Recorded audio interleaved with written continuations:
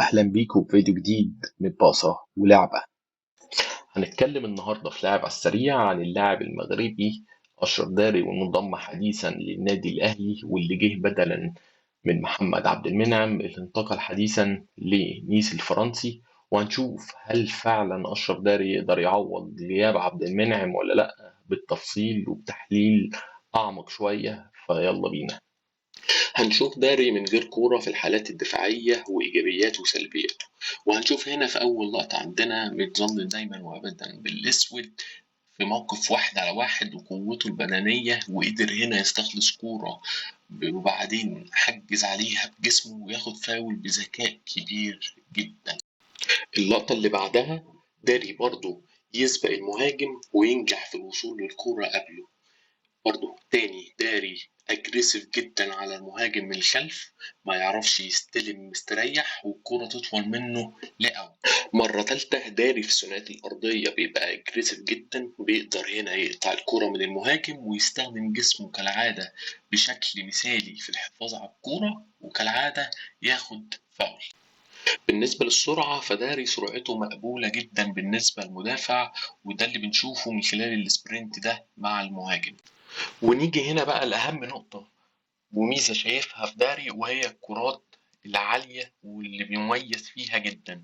نيجي في أول لقطة هنا بيطلع في ارتقاء عالي جدا، ومش مجرد بيلعب الكرة بالهيد، لا ده هو بيكتمها في الأرض، بيحاول يكتمها في الأرض هنا علشان يحطها لزميله. تاني داري ركز على الجامب، يطلع عالي جدا ياخد الكورة. وادي في لقطة كمان وجامب قوي جدا وركز على طريقة الهيد، هنا بيحطها فيها قوة علشان ما تردش للخصم في منطقة خطر، بيحاول يبعدها أكبر مسافة ممكنة عن منطقته، ودي نقطة مش أي مدافع بيعملها. هنا كورة أخيرة عالية تاني وركز على داري رأسية، هو مش مجرد بيشتتها، لأ بيريحها لزميله علشان يبدأ هجمة بيها.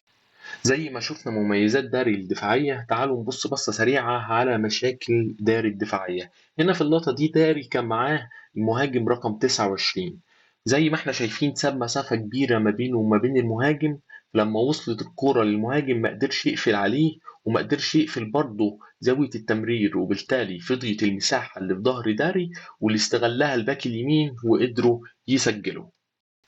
كرة تانية هنا بنشوف داري عمل سكان وشاف المهاجم فعلا في ظهره، بس هنا في وضعية جسم غلط تماما، كانت في اتجاه الكورة، فصعب على نفسه انه يشوف المهاجم، فتحرك المهاجم في المنطقة العامية في ظهر داري واتلعبت له الكرة فعلا في المساحة وقدر يسجل. لقطة كمان هنا داري بتمركز سيء، كان المفروض يراقب رقم 29 لأن المهاجم التاني اوريدي متراقب من زميله، بس هنا داري قرر يطلع ويضغط معاه، فساب مساحة في ظهره، قدر المهاجم بلمسة واحدة يطلع داري وزميله من اللعبة، وراح بانفراد خطير جدا. تعالوا نشوف داري بالكورة، ودي الحاجة اللي كان مميز فيها جدا عبد المنعم، وكان بيعتمد عليها كولر بشكل أساسي، سواء في الخروج من الضغط أو بناء اللعب أو الكرات القطرية اللي كان بيلعبها عبد المنعم اللي بتكسر الخطوط على الوينجين. هنا داري تحت الضغط عنده مشكلة كبيرة جدا في الحفاظ على الكورة. هنشوف هنا في الكورة دي إن كان عنده أوبشنين، إنه يلعب الكورة في المساحة اللي في النص للديفندر، أو زاوية التمرير ناحية الباك الشمال برضه مفتوحة، وهنا ما قدرش يحافظ عليها وشتت. هنا لقطة تانية تحت ضغط ففضل التشتيت كالعادة. هنا داري معلهوش ضغط، يستلم الكرة بشكل مظبوط جدا ويسلمها بدون أدنى مشكلة. كرة تانية فاتح عينه باصص على الملعب عامل الإسكان، يستلم الكرة يعمل كرة قطرية حلوة جدا. كرة تالتة يستلم يعمل قطرية هايلة جدا في المساحة للمهاجم بدون أدنى مشكلة.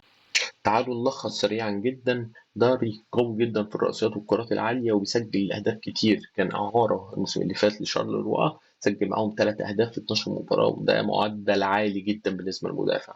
بس هل هو أبجريد عن عبد المنعم؟